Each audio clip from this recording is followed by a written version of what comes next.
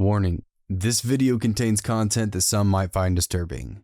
Viewer discretion is advised.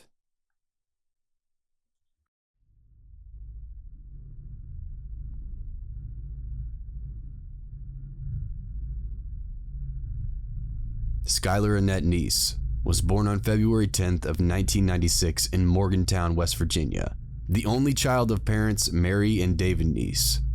By the summer of 2016, Skylar was 16 and was living with her parents in a roomy ground floor apartment in the Morgantown suburb of Star City. She was attending the confusingly named University High School while working a part-time job at a local branch of Wendy's. She had aspirations of becoming a criminal defense lawyer after attending the relevant qualifications. On the evening of Thursday, July 5th, Skylar returned home after working a shift at Wendy's. She ate dinner, did a little homework, then went to bed around the same time as her parents.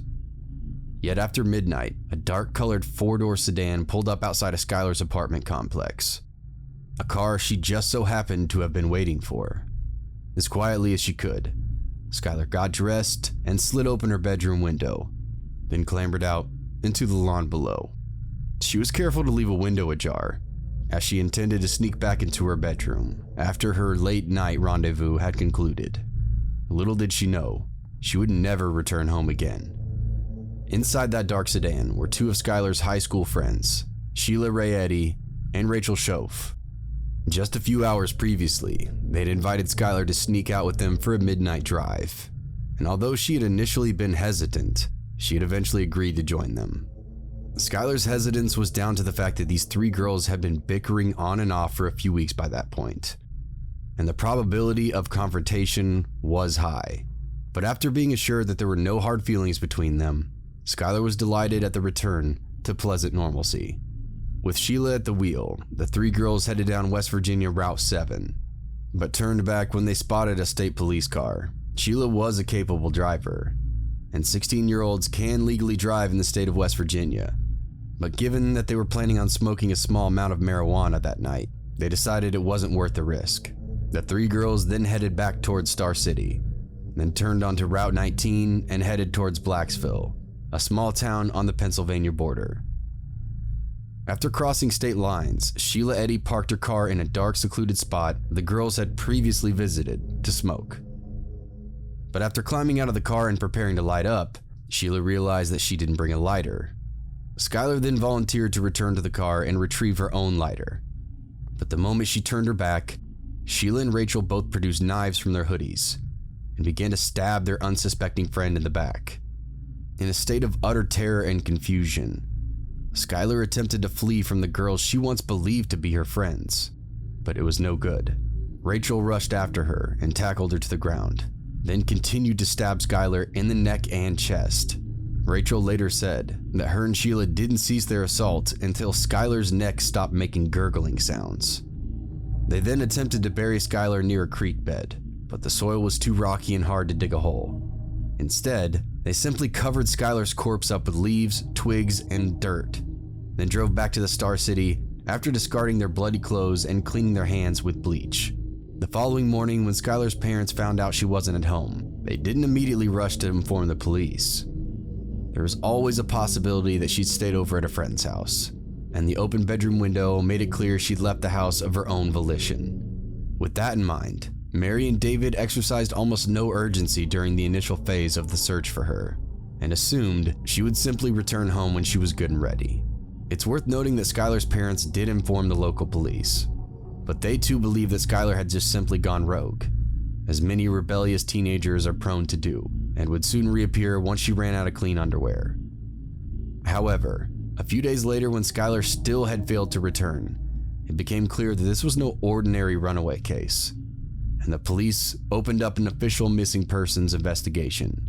It wasn't long before investigators got their hands on security footage from Skylar's apartment block. The footage quite clearly showed Sheila's black sedan pulling up, before Skylar emerges from her window and climbs in.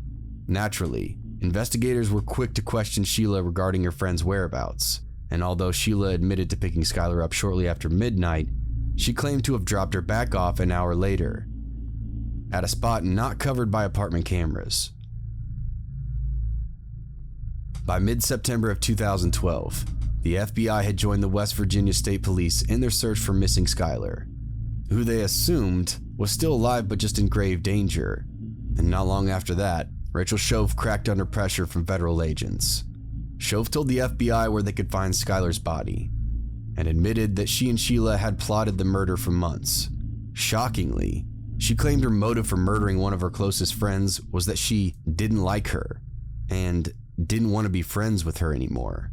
The news came as a complete shock to the local community, who would believe the three girls to be the best of friends. Sheila Eddy had personally taken part in the leaflet campaigns designed to raise awareness of missing Skylar, and had comforted her parents despite being the one who have taken their daughter away.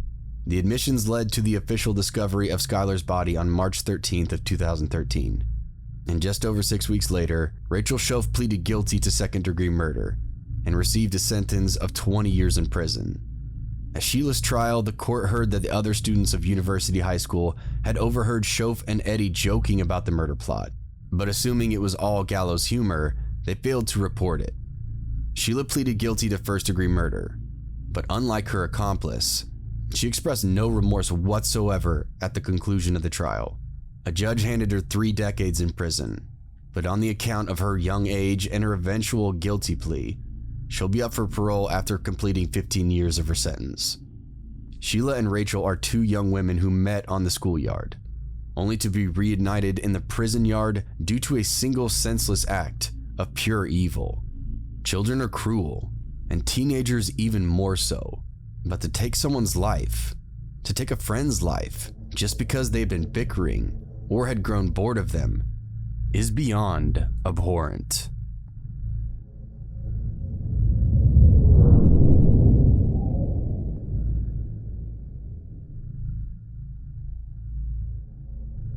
Born on September 1st of 1976, in the British city of Manchester, Suzanne Capper's formative years were marred by poverty, strife, and deep separation anxiety.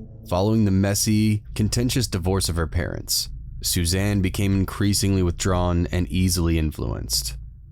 By her teenage years, she was regularly truant, eschewing her school studies in favor of associating with an older girl named Jean Powell. Jean was Suzanne's former babysitter, a girl who'd suffered her own fall from grace before ending up as a small-time drug dealer in the Manchester neighborhood known as Moston. Suzanne seemed well aware that she was falling in with the bad crowd, but ignored the pleas of her mother and sister and persisted in hanging out with Jean and her social circle. It would be reasonable to assume that Suzanne's new friends treated her with respect, that they constituted the family unit she was so lacking during childhood. But in reality, the opposite proved true. Suzanne was routinely the butt of the group's jokes, a verbal punching bag that they used to vent their frustrations on. And as the years went by, their treatment of her grew worse and worse. Somehow, the group found ways to blame Suzanne for all of their problems. In December of 1992, when a pink duffel coat went missing from Jean Powell's home, Suzanne was accused of stealing it, and after her denials fell on deaf ears, the group decided she needed to be punished. One Monday evening, the group told Suzanne that Jean was throwing a Christmas party and invited her to attend. But upon her arrival, Suzanne was confronted by 2 men named Glenn Powell and Anthony Dudson. Glenn was Jean's soon-to-be ex-husband, while Anthony was the boyfriend of another member of the gang, Bernadette McNeely. They once again accused Suzanne of stealing the pink duffel coat, and when she denied it, they pinned her down and shaved her head and eyebrows off. Suzanne screamed and struggled as Glenn used a pair of dull clippers to wrench the hair from her scalp, all before she was forced to clean up after them. The men then blindfolded her with a plastic bag, before the rest of the group took turns beating her. Then once they all grew bored, Jean Powell locked Suzanne in an upstairs cupboard, where she was left overnight with no food or water. The next morning, the group dragged Suzanne out of the cupboard, then tied her to a bed so tight she suffered painful swelling in her hands and feet. Then over the next 5 days, Suzanne was both physically and psychologically tortured by the same people she'd once believed to be her friends. It began with beatings and verbal abuse, but then when Bernadette took charge, the methods of torture became considerably more brutal. Bernadette pulled Suzanne's teeth out with pliers and burned her with lit cigarettes. Then, whenever she passed out from the pain, Bernadette would then administer intravenous injections of liquid amphetamine, reviving her helpless victim before beginning the torture anew. Dudson later said, "Bernie McNeely told Suzanne to open her mouth. Then she started hitting Suzanne with the pliers. Then she got the pliers and started pulling out one of her teeth, but it just snapped and chipped. Then she hit Suzanne a few more times, put the pliers on again, and really pulled. She pulled Suzanne's head forward until there was a snap. Then we could see that she had the tooth inside the pliers. She did it again and laughed the entire time." Bernadette also deprived Suzanne of sleep for the vast majority of her captivity, and she did so in a deeply disturbing manner. Suzanne was terrified of the character Chucky from the 1988 movie Child Play, something that was common knowledge among her so-called friends. So knowing full well that would traumatize her, Bernadette would place headphones over Suzanne's ears, then force her to listen to the song "Hi, I'm Chucky, Wanna Play?" by 150 volts. A song contained samples from the movie Child's Play. On the 5th day of her ordeal, Suzanne has been reduced to a lying puddle of her own urine and feces, and the stench grew so bad that her captors decided to untie and bathe her. Yet rather than making the event a fleeting reprieve from the monstrous torture, the group simply used it as an opportunity to inflict yet more pain on the weak and defenseless Suzanne. She was stripped naked and forced into a tub containing equal parts boiling water and bleach. Her captors then used harsh wire brushes to scrub her clean, shredding large patches of skin and causing unimaginable pain. Once Suzanne had been dried off and restrained again, her captors charged a relative outsider with guarding the home. 18-year-old David Hill later then claimed he was initially ignorant of the situation and only realized what was happening after he investigated a series of ghastly groans coming from one of the home's back rooms. Suzanne weakly begged for David's help, but he refused, knowing he'd be in grave danger if he interfered with the group's scheme. When word got around that Suzanne's mother was on her way to report her missing, her captors realized that in order to get away with what they'd done, Suzanne had to be killed. And so exactly 1 week after she was taken prisoner, Suzanne's captors forced her into a trunk of a stolen car, then drove her out to a remote rural location. They dragged her from the trunk, threw her into a patch of bramble bushes, then laughed as they doused her already broken body with gasoline. Suzanne begged them not to kill her, and she begged them not to burn her alive. Her pleas were ignored. A flint was sparked, and the fire ignited. As Suzanne's screams of agony filled the night air, her killer screeched a line from the 1976 Tram song Disco Inferno, "Burn, baby, burn." The group watched her burn until she was silent and still. Then they piled back into the stolen car and drove back to Mauston. Yet there was just one problem. Suzanne wasn't dead. Unbelievably, the girl who'd been beaten, tortured, burned, and left for dead managed to crawl over to a nearby highway where she was spotted by a passing motorist. This motorist then rushed Suzanne to a nearby house and begged for its occupants to contact emergency services. "Both her hands were like ash," recalled homeowner Michael Coop. "Her legs were just like raw meat, and her feet appeared to be badly charred. I was struck by how polite the victim was. She was constantly thanking my wife for her assistance." Margaret Coop, Michael's wife, who tended to the dying Suzanne, told police, "I instinctively went to put my arms around her, but she pulled away because she could not bear to be touched. Her head was shaved, and there were cuts to her head. Her face was almost featureless. Her hands were red and raw, and black at the fingertips. Her legs were red from top to bottom. She couldn't bear anything near her legs." Before slipping into a coma, Suzanne managed to tell police officers the name of all 6 of her attackers, but sadly, these were some of the last words she'd ever speak. Her mother would remain at her bedside until December 18th of 1992, when Suzanne passed away. Greater Manchester Police tasked Detective Inspector Peter Wall with bringing in Suzanne's killers to justice, He then remarked with disgust that Jean Powell and Bernadette McNeely had joked with each other as they were arrested. Initially, all 6 suspects denied any involvement in Suzanne's murder, but that all changed when Anthony Dudson's father convinced him to come clean. Some officers were said to have wept as the extent of Suzanne's suffering was revealed, and as news of the grisly crime spread across the rest of the UK, dozens of bouquets were delivered to the hospital that she died in.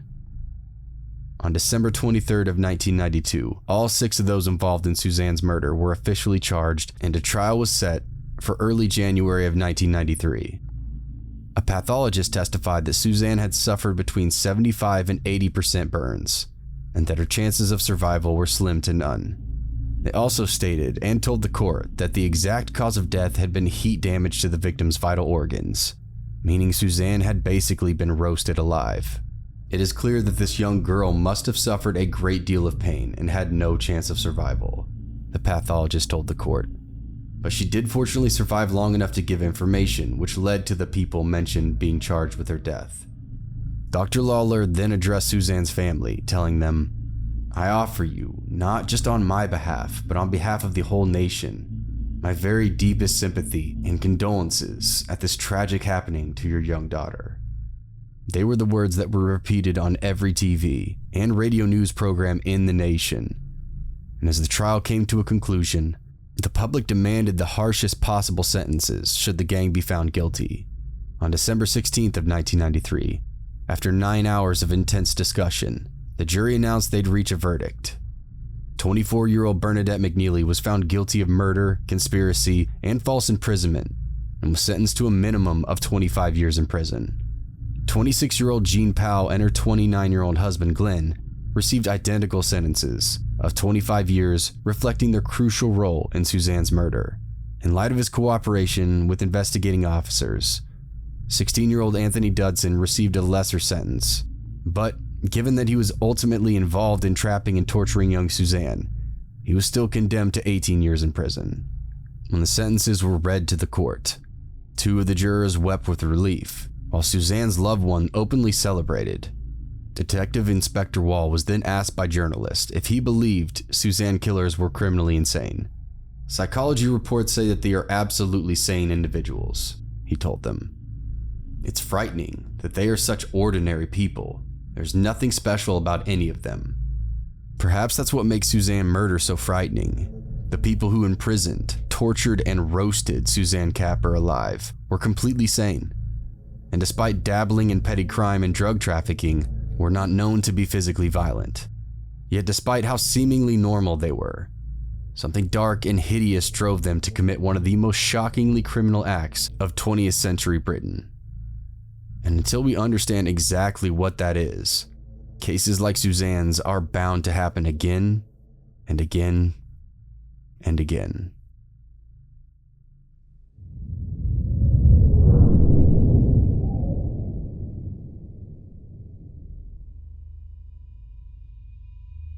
On Friday, October 28th of 2022, 25-year-old Shanquella Robinson arrived in the Mexican resort town of San Jose de Cabo, accompanied by 5 of her close friends. The group had planned to escape the encroaching winter for a weekend of fun in the sun, before returning home on Monday, October 31st. Shanquella had grown up in Charlotte, North Carolina, and went on to graduate from Winston-Salem State University, before starting her own hair braiding business. It was at Winston-Salem that Shanquella had first met some of those she traveled with south of the border, and having known each other for around a decade, it seemed they were a close-knit, affectionate group of friends. Shortly after her arrival, Shanquella called her mother back in North Carolina, who later reported that the group was in high spirits. She was happy, she was laughing, she seemed to be pretty happy with the trip, Salamandra Robinson later said, who ended the call after assuring her daughter that she'd call again the following day. Little did her mother know, that call marked the last time she would ever speak to her daughter again. According to a police report made public by the Mexican authorities, Shanquella's acquaintances sought medical aid for her on the afternoon of October 29th. The doctor who arrived at their vacation home found her lying on a bed in an apparently stable condition. Yet she was horribly dehydrated and seemed completely unable to communicate. When asked what kind of behavior had preceded her condition, Shanquella's acquaintances told the doctor that she had consumed a large amount of alcohol and that they believed she was in the early stages of alcohol poisoning. To be on the safe side, the doctor told Shanquella's acquaintances that it would be best if she was transported to a hospital. But bizarrely, they refused to allow it. Instead, they insisted that any treatment should take place at the vacation home, and only if her condition was life-threatening should an ambulance be summoned. Regardless, the doctor told Shanquella's acquaintances that she was in dire need of rapid rehydration, and at the very minimum, he should administer an intravenous drip in order to alleviate some of her symptoms. They consented to this, but just as the doctor began to look for a vein, she began to experience a violent and life-threatening seizure. An ambulance was called, but by 4:49 p.m., the doctor realized that Shanquella was going into cardiac arrest. Once the paramedics arrived, they attempted to save her life through a combination of CPR, adrenaline injections, and the use of a defibrillator, but sadly, she was pronounced dead at exactly 5:57 p.m. Shanquella's friends seemed devastated and were thought to have called her mother almost immediately checking out of their vacation home. Whoever called was said to have fought back tears as they told Salamandra that her daughter had passed away, and for weeks afterwards, the official story remained that Shanquella's cause of death was acute alcohol poisoning. Yet shortly after her daughter's friends returned from Mexico, Salamandra Robinson began to notice some alarming inconsistencies in their recollections of Shanquella's death. One of her associates mentioned how she'd been found unconscious by the resort's housekeeping staff, while another claimed that they had found Shanquella while she was still conscious. Salamandra was also told that Shanquella's travel insurance wasn't valid for Mexico, and that admission into an emergency room would cost $5,000. This was later proven to be completely false, and there were differing accounts as to where Shanquella was actually found, along with who exactly called the doctor. But still, as much as her daughter's death was untimely and tragic, the constant love and reassurance Salamandra received from Shanquella's friends meant that she didn't find it immediately suspicious. That all changed on November 15th, when a video was uploaded to Twitter. It depicted two women, one of which is beating the other about the head until she falls to the floor. The aggressor then slams her knee into the side of the down woman's head, as someone off camera says, "Quella, can't you at least fight back?" Just a few days later, the video was fast approaching a titanic 3 million views on Twitter alone, and it wasn't long before some users made the connection between the video's tropical resort setting and the use of the name Quella, and the recent news of a woman who mysteriously died of alcohol poisoning. More and more internet users began to suspect that all was not as it seemed regarding Shanquella's death. The viral video finally reached her family, more specifically, her mother, who confirmed that the woman being beaten was indeed her daughter. The video's sudden emergence raised some serious questions regarding the conduct of Shanquella's so-called friends prior to her death. And cross-border calls to release her autopsy report were met with a swift and scandalous response. Mexican authorities wasted no time in releasing the coroner's report, which stated the cause of death was severe spinal cord and neck injuries. Alcohol poisoning was not mentioned anywhere on her death certificate. Following the repatriation of Shanquella's dead body in mid to late November, her mother visited a morgue in Charlotte to confirm that it was indeed her daughter. She observed obvious signs of trauma on Shanquella's body, in the form of a bruised face, a swollen eye, and a busted lip. All wounds that had to be concealed with cosmetics for her funeral on November 19th. In the days that followed her daughter's funeral, online outrage regarding Shanquella's death was reaching its zenith, and Salamandra wasted no time in taking advantage of it. She made a number of television appearances, and joined her father in lobbying the US government to open a formal investigation into her daughter's death. Their calls were echoed down into Mexico, when Daniel de la Rosa, the Attorney General for the Baja California Sur, told reporters that Shanquella's death resulted from direct aggression, and that arrest warrants and extradition requests had been issued for her so-called friends.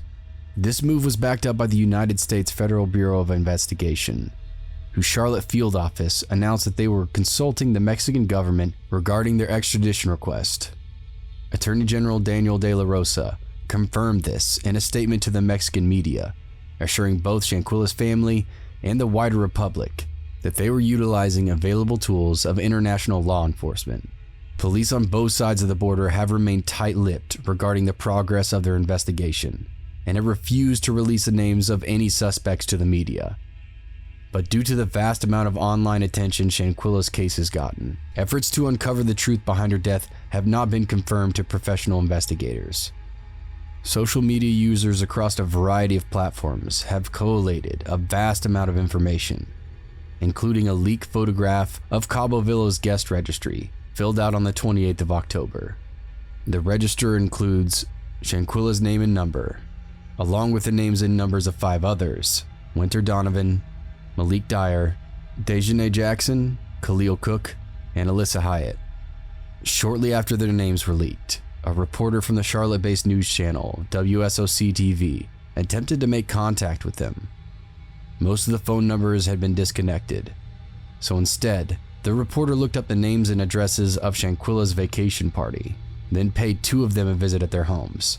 Neither visit produced results, as there didn't seem to be anyone home at either address.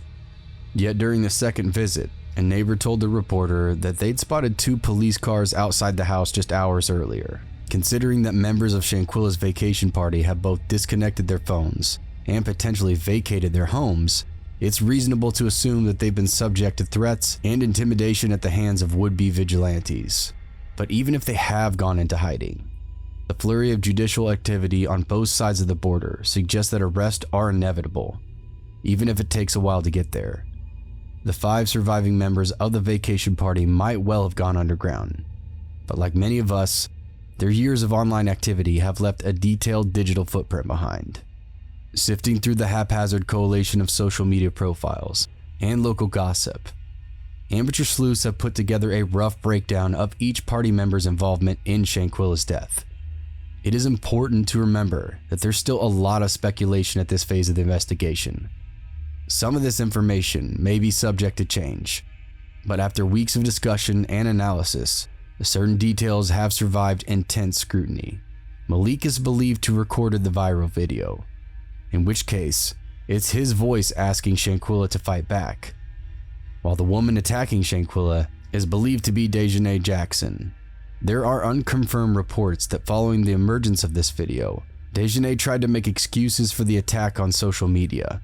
It's unclear what her excuse actually was, as the post has been deleted. But what's certain is that she was not the one to deliver the fatal blow. There are also rumors that Dejanay had been arrested in preparation and to be extradited, but these have since been proven to be false. Extradition is a long, slow process and not something we can expect to happen anytime soon. It seems following the initial attack, a second assault committed by Winter Donovan occurred off camera. Most reports say Shanquella was beat about the head before performing some kind of suplex wrestling style move on her, causing the catastrophic spinal injuries that led to her death.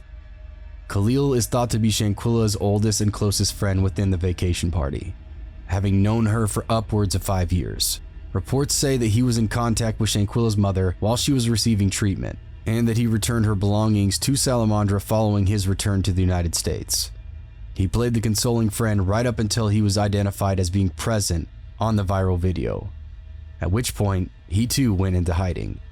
Nazir is believed to have arrived on the afternoon of Saturday the 29th, shortly after the assault actually took place. It's not clear if he too was misled by the group or if he was privy to the assault having taken place, but multiple sources say he acted in exemplary fashion, considering the circumstances, and joined the attending doctor in trying to save Shanquella's life. The final member of the vacation party, Alyssa Hyatt, might also bear a much smaller portion of the guilt, as she didn't take part in the attack on Shanquella, and it's believed that she is responsible for leaking the video, which eventually went viral. Assuming the extradition process is successful, those who tried to save Shanquella might well avoid criminal charges, and whoever leaked the footage is bound to receive a lesser sentence. However, we can take comfort in the fact that those sentenced to lengthy prison terms in Mexican prison are bound to suffer the same kind of torment as they inflicted on Shanquella.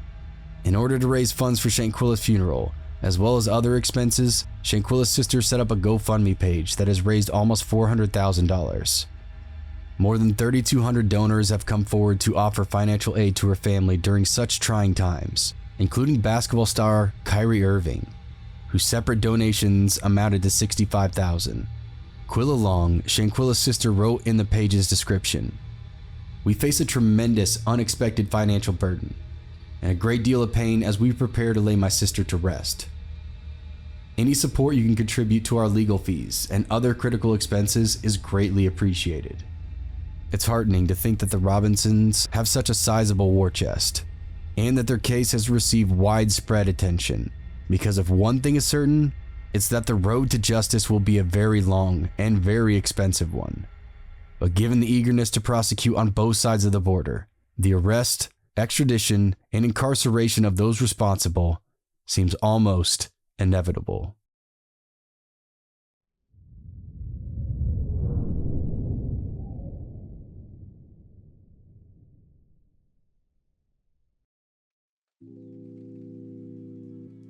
Thanks for listening if you stuck around to this point. If you haven't yet, please hit the like button, the subscribe button, and that notification bell to be notified when future episodes come out. If you have a true scary story of your own, feel free to send it to my email or post it to my subreddit. You can stalk me on Twitter, you can stalk me on Facebook, and you can also stalk me on Instagram. All these links are below. Hey everybody, thanks for listening. Hope you enjoyed this episode. I know it was definitely darker, way darker than I normally do, but my wife told me about the Shanquella case and I started digging into it and thought that it needed more exposure. Thought that the story needs to continue to be told so that the people or the persons responsible can be brought to justice. I know this case is ongoing, so things are subject to change. Sam Riding wrote this for me, and at the time that was everything that was going on within the case. But again, I just want to put some more exposure out for the story, because people of color don't get enough exposure when it comes to stuff like this, and they're not always on mainstream like they should be. I'm glad that this one is getting the exposure that it needs, so I want to keep that going. I'm also going to leave a link for the GoFundMe page that Shanquella's sister put up, so if you feel like you want to donate to that as well. Not sure what the next episode's gonna be. Most likely either winter stories or something like that. Not 100% sure, but it'll be out next week for your listening pleasure, and look out for that. And I think that's gonna be it for today, guys. I'll see you in the next one. Cheers.